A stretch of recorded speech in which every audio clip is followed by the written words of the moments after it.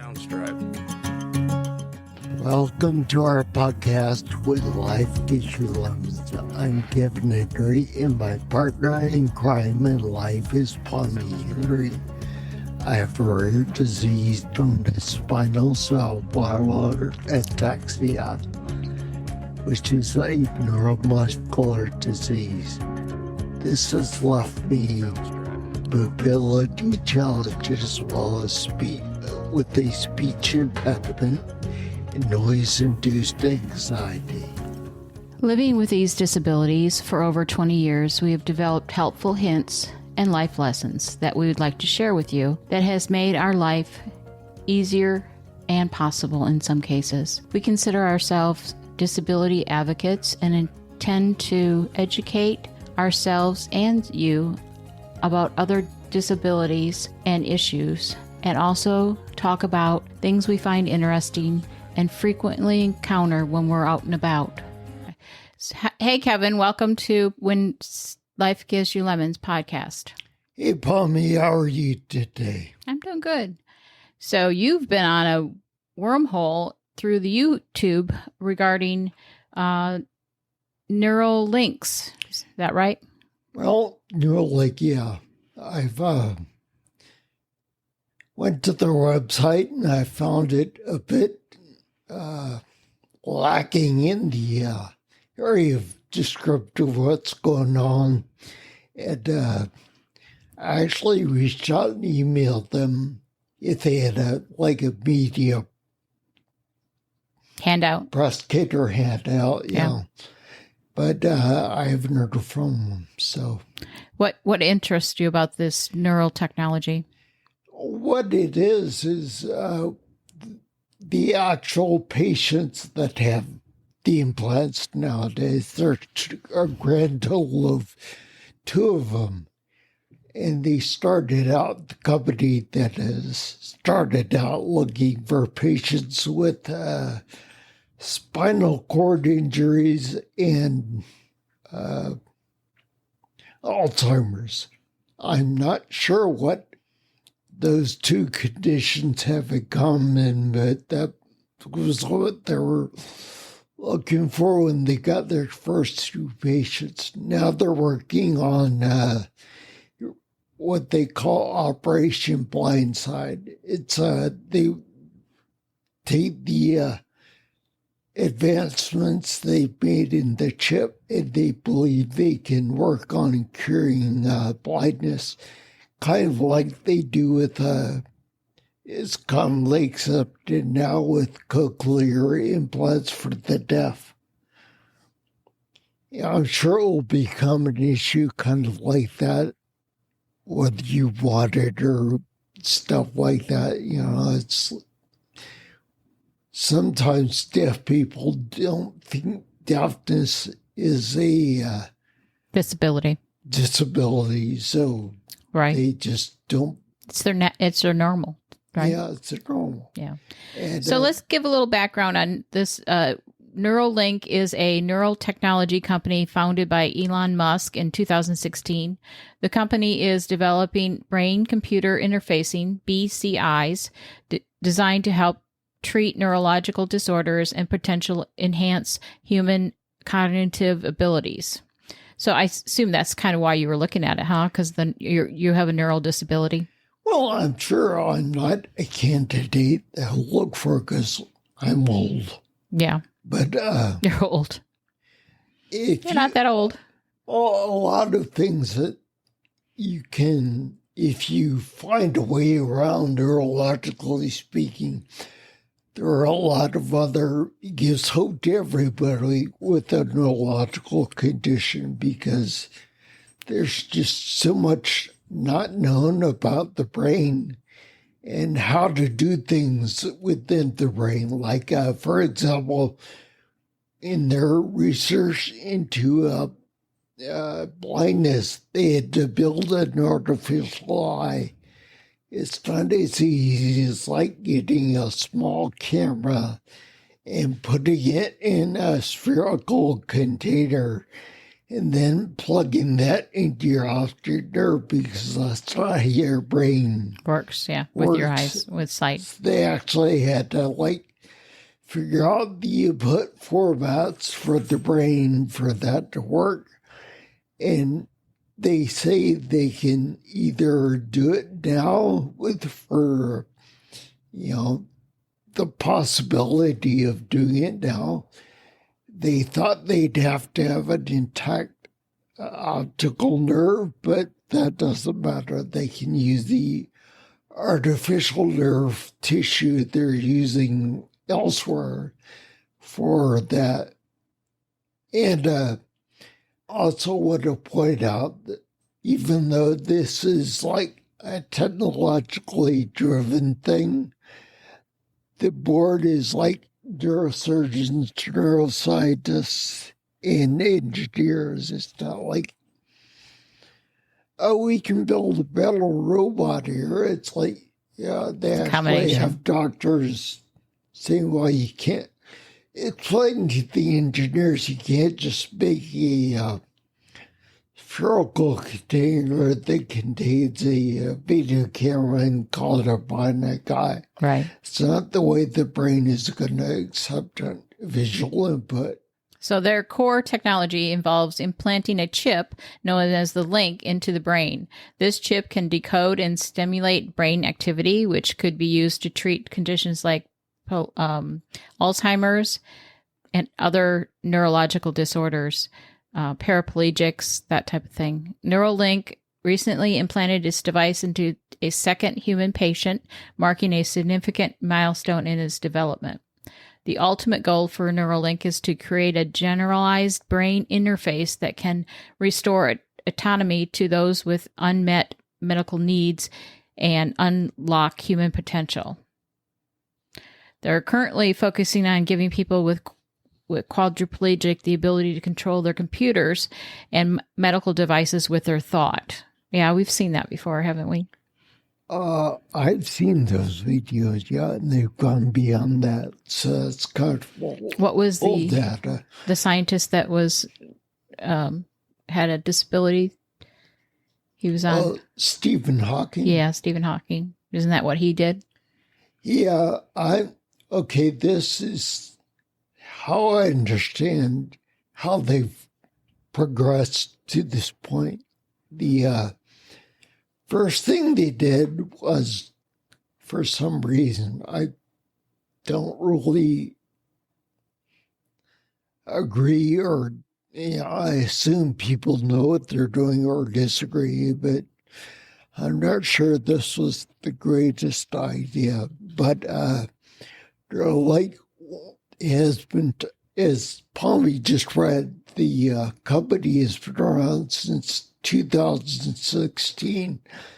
Since then, the neuroscientists and the engineers have gotten together to develop the technology. Then they had to make it as small as possible and get FDA approval for human trials. Obviously, that involved a lot of experimentation with animal subjects before they got to human subjects. Right. And the first human subject was Elon Musk. And that was just a proof of concept. And his role in the research, if you will, is now to evaluate and recommend improvements to the brain-computer interface, which is by far the hardest thing that the new Neuralink patients have to deal with. The ability to use your mind to control a mouse cursor. Once you get beyond that, everything goes geometrically. Yeah, in January, they conducted the first human implantation of the brain-computer interface, which you said was Elon. And we were able to detect the participant's neural signals shortly after the implantation surgery. And since then, he has used our end-to-end BCI system for various applications like playing online chess and Myers Civilization 6. This marks a significant milestone towards the BCI technology available to potentially restore autonomy to millions of people with unmet medical needs. We've prepared this blog post to show a high-level snapshot of where we are as a company, our missions, and what guides us in the technology that we have built, the study we are currently conducting, and the work we have yet to do. Yeah, one of the things I found fascinating was they were explaining how Neuralink can work better than, with the video games, better than a computer gamer works now, because you're typically somebody operating a computer for a game will have to think about what they want to do, and then they have to think about, okay, I have to move my hand to move the mouse or type on the keyboard, whatever, and I have to move a finger to either click on the mouse or type out the character. Right. And they're comparing the two, said basically in the time that it takes you to think. You as a normal, non-augmented human to tell your brain, okay, I need to click the mouse or click the key, whatever the case may be. It's going to be, from that point, that is how fast Neuralink is, because the guy just thinks and everything happens. Just like a computer. Yeah. So what they've built is the current version of this device is called the N1 implant, an intercontinental BCI implant designed to record negative neural activity through 1,024 electrodes distributed across 64 flexible leads or threads, each of which is thinner than the human hair and capable of being placed independently in the brain. While the thin and flexible nature of the threads are designed to decrease the participant's risk and increase device utility, they also make the thread impractical to manipulate by hand. Therefore, they built a surgical robot, the R1 robot, designed to reliably and efficiently insert the threads into the cortex so that the electrodes can be placed near neurons of interest.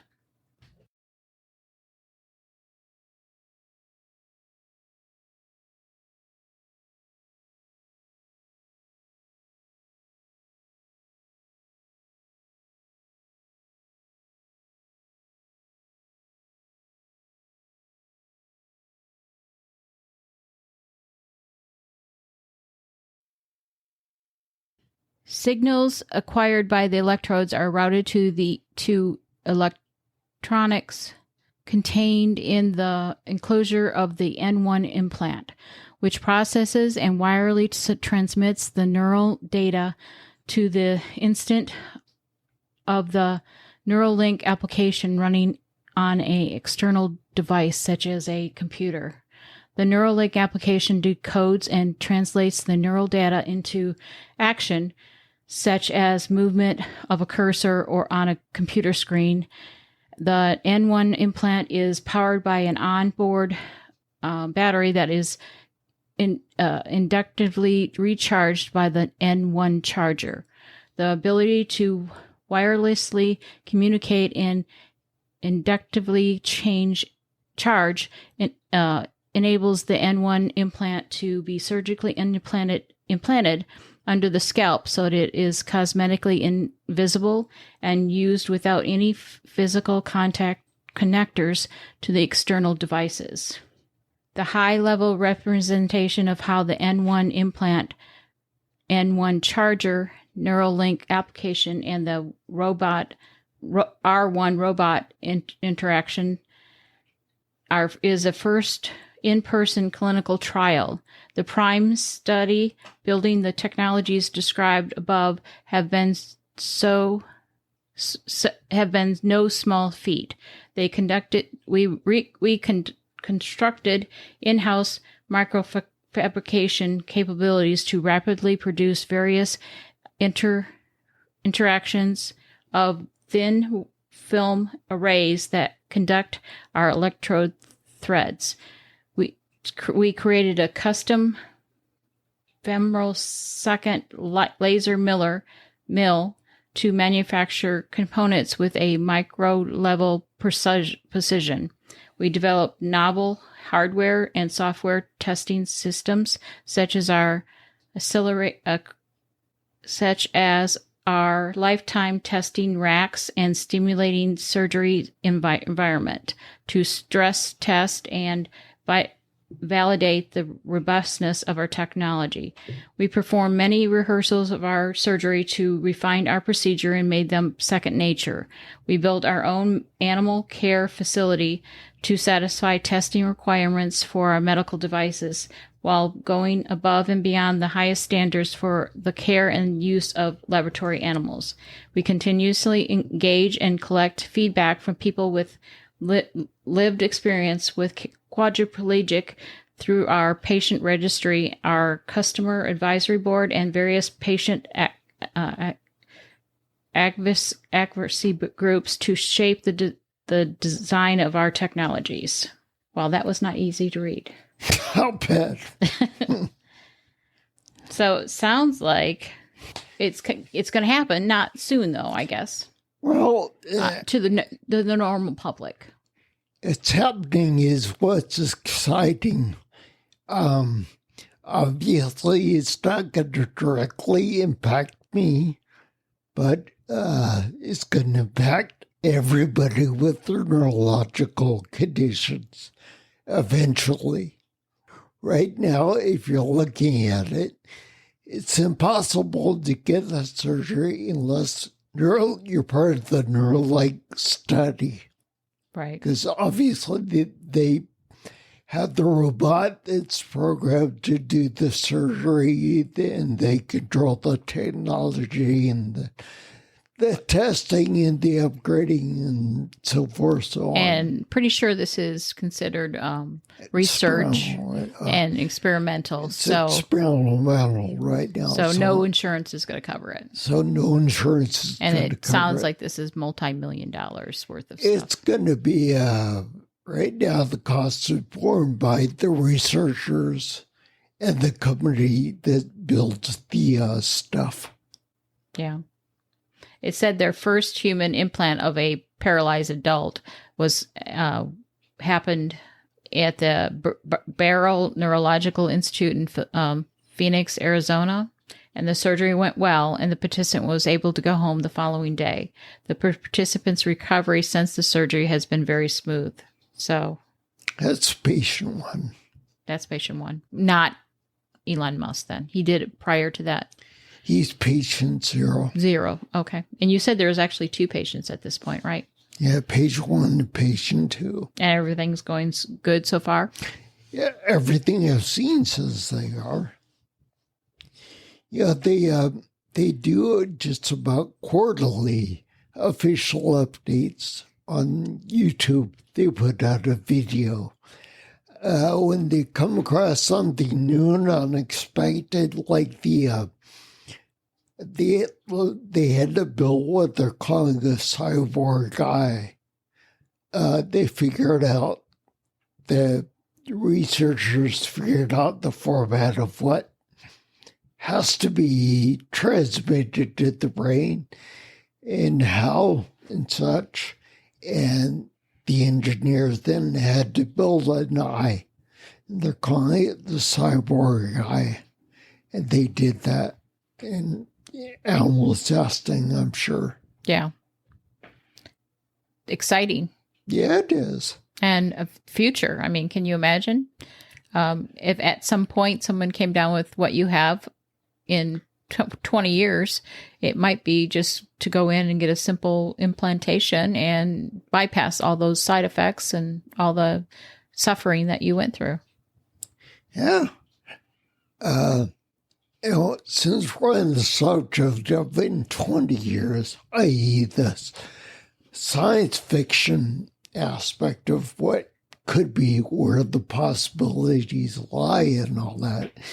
They said it would be very easy with that cyborg eye to see beyond the range of human sight, such as different spectrums like ultraviolet, radiation, infrared, gamma radiation. I would think they could even do it thermal, like they do with some of the cameras, thermal sighting in military applications. So it's very... we're on the edge of the science fiction. They actually compared it to that. Now, this was one of the videos of this, what they call the cyborg eye, comparing it to Geordi LaForge's visor in Star Trek. Oh, yeah. You can see in all those spectrums, and you can see in more than one those what the human eye sees them at once. So kind of like he does. So approximately 18,000 people suffer from spinal cord injuries every year in the United States, and it's estimated that 302,000 people live in the United States have experienced a traumatic spine cord injury.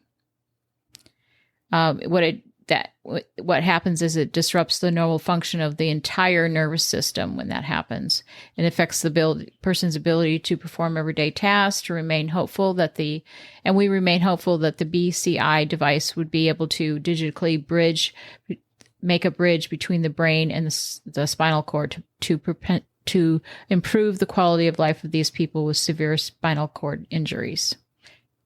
As far as patient 1 and patient 0 go, or patients 1 and 2 go, they're going, because it is a trial, basically the chip is not fully implanted into their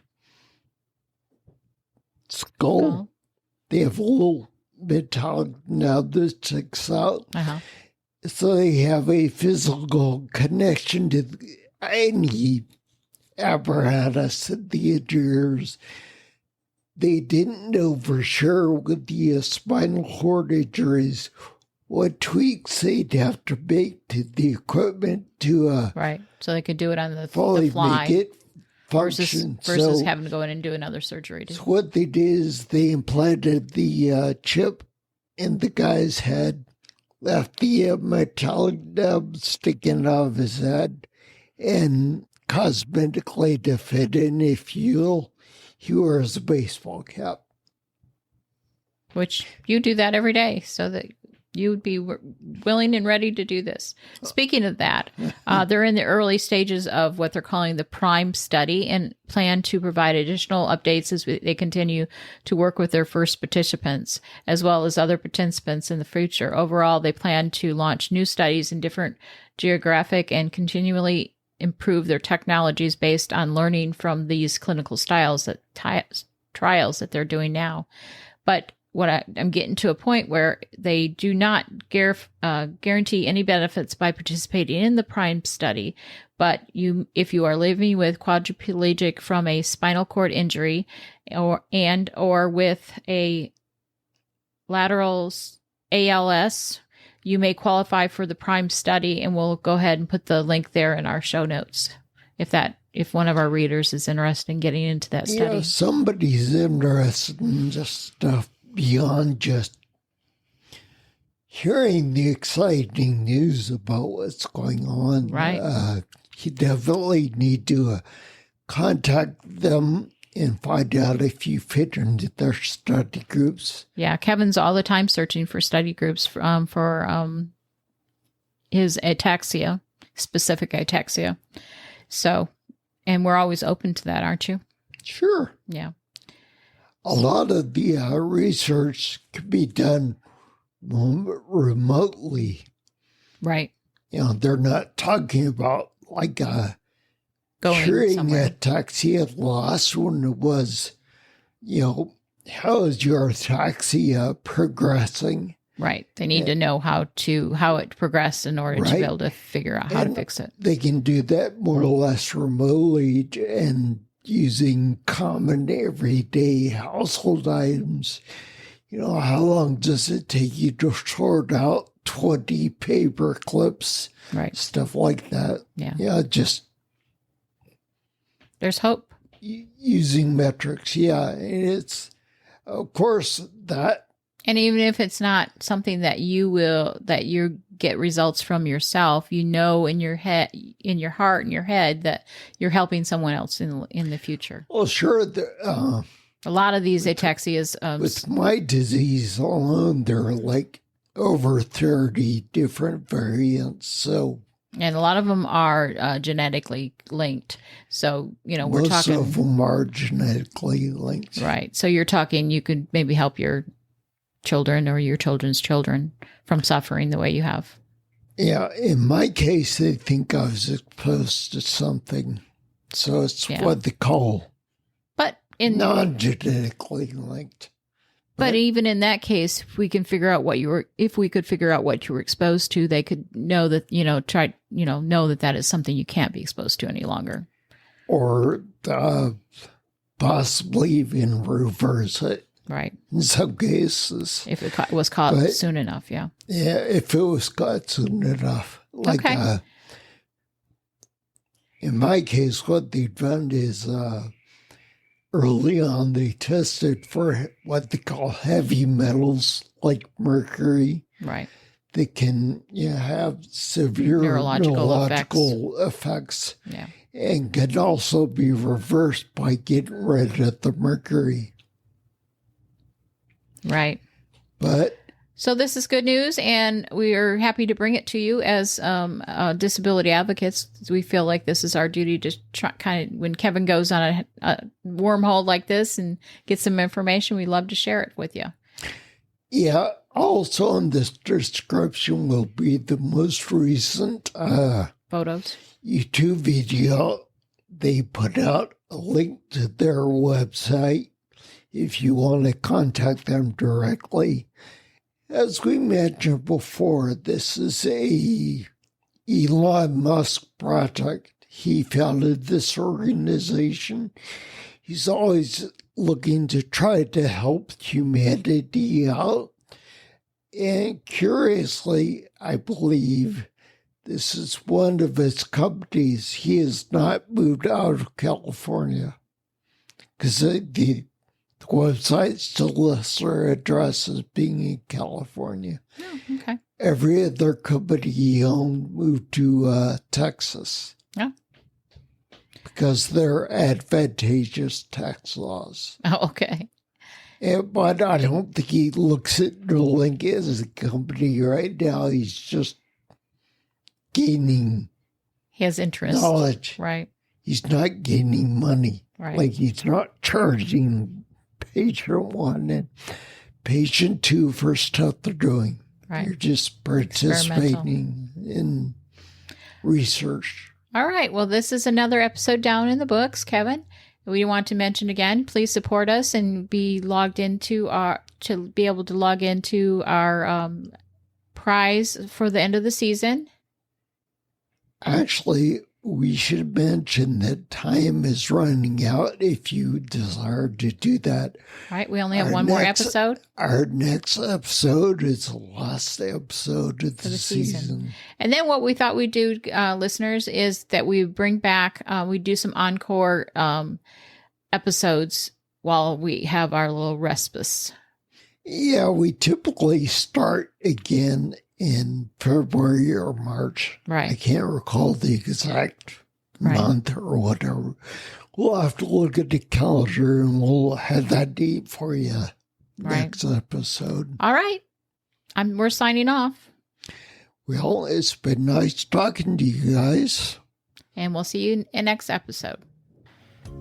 We are always looking to improve the podcast, so if you want to hear a specific topic, have a differing opinion, want to add something to the conversation, drop us an email. Our contact information is listed on our website. It's www.whenlifegivesyoulemons.net. We have recently added a companion YouTube channel called Making the Lemonade. If you enjoy the podcast, continue your enjoyment by joining us on YouTube.